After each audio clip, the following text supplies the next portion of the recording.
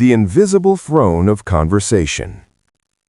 There is a hidden architecture to every human interaction, a structure made not of stone, but of rhythm and breath. Have you ever stood in a room and felt the sudden shift in atmosphere when someone truly powerful begins to speak? It isn't the volume of their voice that commands your attention, nor is it the speed of their delivery. It is their ownership of the silence between the words. Now imagine the opposite. Imagine you are in the middle of a sentence, weaving together a thought that matters, only to have the air suddenly stolen from you. Before you can reach the end of your logic, someone else steamrolls right over your voice. Their words collide with yours like a blunt instrument. In that moment, a chemical surge hits your nervous system. Your pulse quickens. Your ego feels a sharp, jagged pang of disrespect. Your biological instinct is to push back, to talk faster, to get louder, to physically lean into the space to reclaim what was yours. But here is the brutal truth of the human hierarchy. The very second you struggle to be heard, you have communicated to everyone watching that you do not believe you have an inherent right to be heard. The question we must face is why we feel so threatened by the noise of others. If a man is truly the master of his own mind, can a few vibrations of air from another person's throat truly diminish him? The Stoic answer is a resounding no. The problem isn't the interruption, the problem is your reaction to it. Today, we're moving beyond simple communication tips. We are entering the realm of verbal sovereignty. We're going to explore why the most dominant move in a conversation is often the one that involves the least amount of effort. We will examine the 6 surgical phrases that serve as anchors in the storm of human impulsivity, allowing you to remain unmoved while the world screams for attention. The anatomy of the intruder, a leak in self-control. To master the art of the response, we must first deconstruct the act of the interruption itself. Most people view an interrupter as a dominant figure, a type A personality exerting their will. But through the lens of Stoic psychology, we see something much more pathetic. An interruption is rarely a sign of strength. It is almost always a sign of a leak. It is a failure of the internal dam. The person talking over you is often driven by a frantic, underlying anxiety. They are so terrified of losing their thought, or so desperate to prove their relevance, that their impulse overcomes their reason. They are not in control of themselves, therefore they cannot possibly be in control of the room. Marcus Aurelius frequently reminded himself that the mind should be like a fortress, an inner citadel. When someone interrupts you, they are essentially throwing pebbles at the walls of that fortress. If you rush to the battlements and start shouting back, you have left your center. You have let them dictate the terms of your existence. True power lives in the refusal to compete. It is the realization that your value is not a finite resource that can be stolen by a louder voice. When you understand that the interrupter is merely the victim of their own lack of discipline, your anger turns into a quiet, observant pity. You stop seeing a rival and start seeing a data point. The strategy of weaponized stillness. Before we even utter a word, we must master the frame. In any interaction, there is a spotlight of attention. When someone interrupts you, they are attempting to snatch that spotlight away. Most men engage in a messy, undignified tug-of-war for that light. They talk over the other person, creating a cacophony where no one is heard and everyone looks foolish. The Stoic move is different. The moment someone cuts into your sentence, you must cut your own sound instantly. Not a second later, not a half syllable more. You stop mid-word. This creates a vacuum. By yielding the spotlight immediately, you leave the interrupter alone inside it. Without your resistance to push against, their rudeness becomes glaringly obvious. They are like a person who tried to start a fire but realized they were rubbing sticks against a block of ice. There is no friction. There is only their noise and your silence. This is what we call weaponized stillness, a silence that doesn't signal submission, but absolute, terrifying control. Phrase 1. The redirection of urgency. You seem to have something urgent to say. Go ahead, I'll wait. Consider the hidden weight of these words. By labeling their interruption as urgent, you are not being complimentary. You are subtly framing them as a person who is being moved by a sudden, perhaps uncontrollable emotion.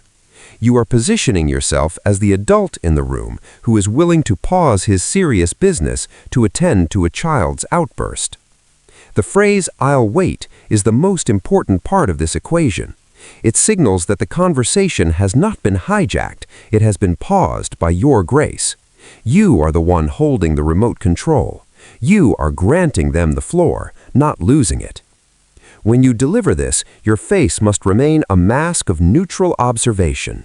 No smirk, no rolling of the eyes, no sighing. Heat is a sign of weakness. Ice is a sign of power. You wait until they have exhausted their breath, and you wait 1 second after they finish just to ensure the silence is heavy enough to be felt. Phrase 2. The restoration of the social contract. Finish your thought completely, then I will finish mine. This phrase is an appeal to the Stoic virtue of justice, the idea that every interaction must have a fair and logical order. Interrupters thrive on chaos. They want to muddy the waters so that thoughts become fragmented and lost. By using this phrase, you are acting as the architect of the conversation, rebuilding the structure they tried to tear down. It is a firm, non-negotiable boundary. It tells the room that your thought has not been discarded. It is still there, hanging in the air, waiting to be completed. It forces the other person to recognize that they have broken a fundamental social agreement.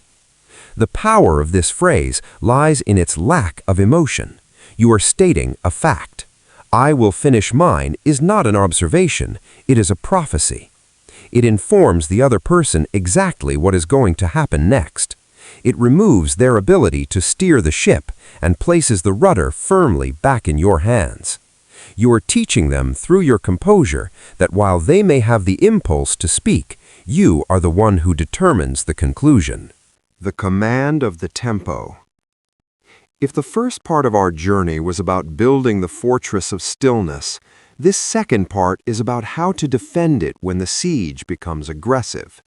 There is a specific kind of pressure that comes from people who don't just interrupt once, but who attempt to dominate the very air you breathe. These are the repeat offenders, the people who use their voice like a weapon to occupy space they haven't earned. The Stoic knows that power is not found in the person who speaks the most, but in the person who controls the speed of the interaction. In music, the person who sets the tempo controls the orchestra. In conversation, the person who refuses to be rushed is the one who holds the authority. Most men, when interrupted, feel a subconscious pressure to speed up once they get the floor back.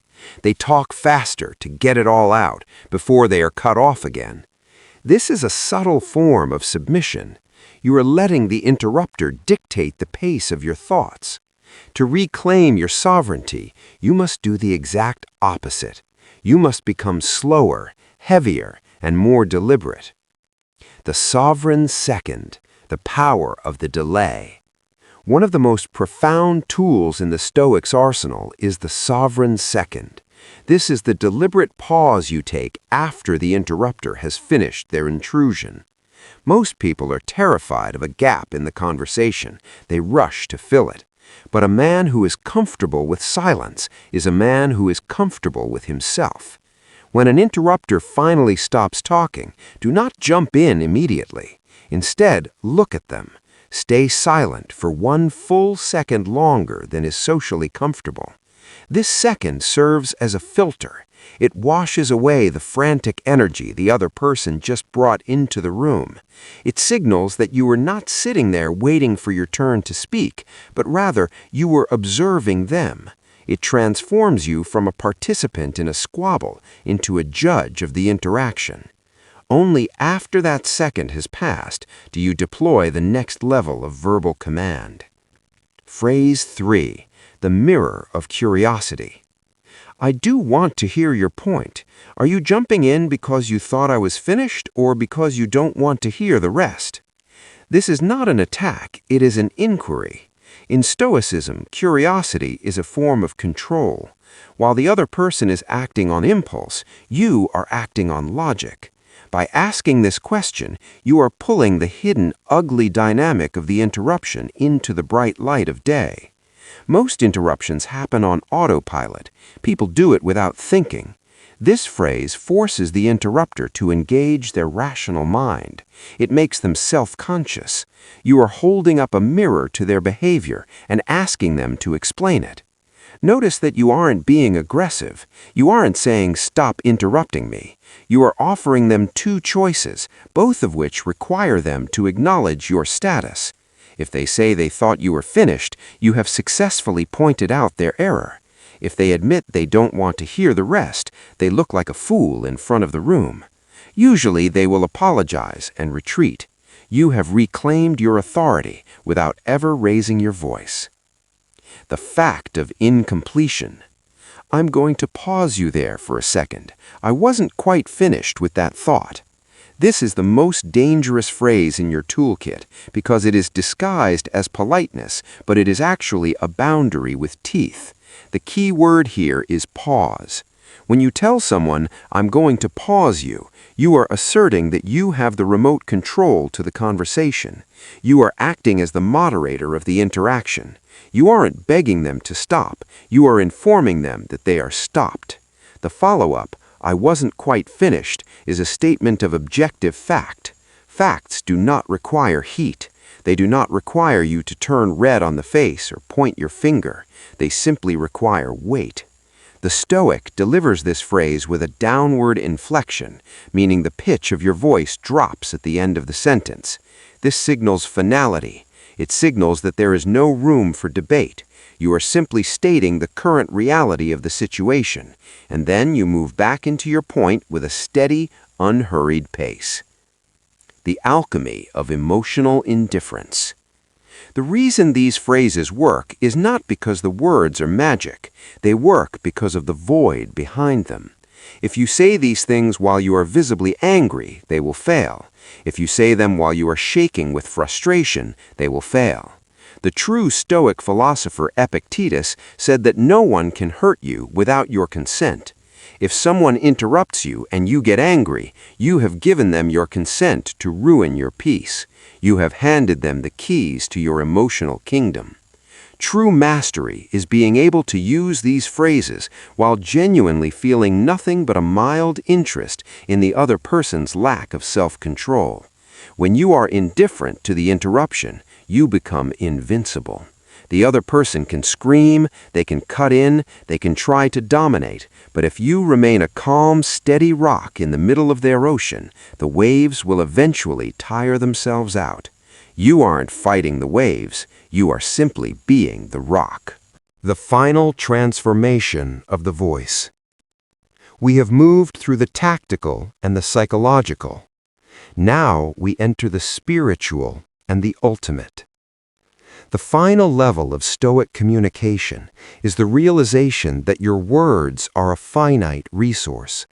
They are not to be thrown into the wind, and they are certainly not to be wasted on those who have proven they lack the ears to hear them. While the first two parts of this journey were about reclaiming the floor, this final part is about reclaiming your soul from the noise of the world. There is a point in a conversation where a man realizes he is no longer engaging in an exchange of ideas, but rather in a desperate scramble for ego. The Stoic is the first person in the room to recognize this, and he is the first person to stop participating. Phrase 5. The refined yield. You seem passionate about this point. Why don't you go first? I'll follow when you're done. This is the ultimate inversion of power. On the surface, it looks like you are giving up. To the untrained eye, it looks like you have lost the battle for airtime. But in the world of high-level psychology, you have just performed a verbal judo move. By labeling their behavior as passionate, you are subtly suggesting that they are being moved by their emotions rather than their intellect. In a professional or serious setting, being passionate in the middle of an interruption is often a polite way of saying someone is being unhinged or reactive. When you tell them to go first, you are removing the resistance they were counting on. Most interrupters are like bullies. They need someone to push against to feel their own strength. When you step out of the way, they often stumble. They find that without your resistance, they have much less to say than they thought. You have transformed yourself from a competitor into an audience member, and no one feels more exposed than a performer who realizes their audience is judging their lack of restraint. Phrase 6. The ultimate silence. Sometimes the most surgical phrase is the one that is never spoken. There is a specific type of interruption that doesn't deserve a response. This is the interruption born of pure disrespect or malice. In these moments, the Stoic uses the long gaze. When they cut you off, you stop instantly. You do not finish your word. You do not sigh. You simply turn your head and look at them with a neutral, steady expression. You don't look angry. You look curious, as if you are observing a strange insect. You stay silent for the entire duration of their talking. When they finish, you do not respond to what they said. You simply wait. You let the silence stretch until it becomes heavy, until the other person feels the need to fidget or look away. Only then do you say, "As I was saying," and you return to your original point exactly where you left off. This signals that their interruption was so insignificant that it didn't even register as a thought in your mind. It was merely a noise that had to pass before the real business could resume. The wisdom of the exit. There is one final truth that every man of character must accept. Some people are not worth your breath. Stoicism is about the economy of energy. If you find yourself in a room where everyone is shouting, where interruptions are the currency, and where no one values the silence of others, the most powerful move is to leave. Walking away from a conversation is not a sign of defeat. It is a sign of high self-worth. It is the ultimate boundary. It says, "My thoughts are valuable. My time is precious. I will not offer them to a place where they are not respected." You do not need to announce your departure with anger. You simply withdraw your energy. You become a shadow. You move toward the light of your own purpose, leaving the noise behind you. This is the quiet exit we discussed earlier, applied to the world of speech. The master of the internal rhythm. The goal of these 6 phrases and these Stoic strategies is not to win every conversation. The goal is to remain the master of your own internal rhythm. When you stop taking interruptions personally, when you see them as data points of another person's instability, you become truly free. You no longer walk into a room hoping people will listen. You walk into a room knowing that your presence is the anchor. People who are terrified of the quiet will always try to fill it. They will fill it with chatter, with gossip, and with interruptions. Do not join them in their fear. Be the contrast. Be the stillness in the center of their storm. Because at the end of the day, when the noise fades and the room goes dark, the only voice you truly have to live with is your own.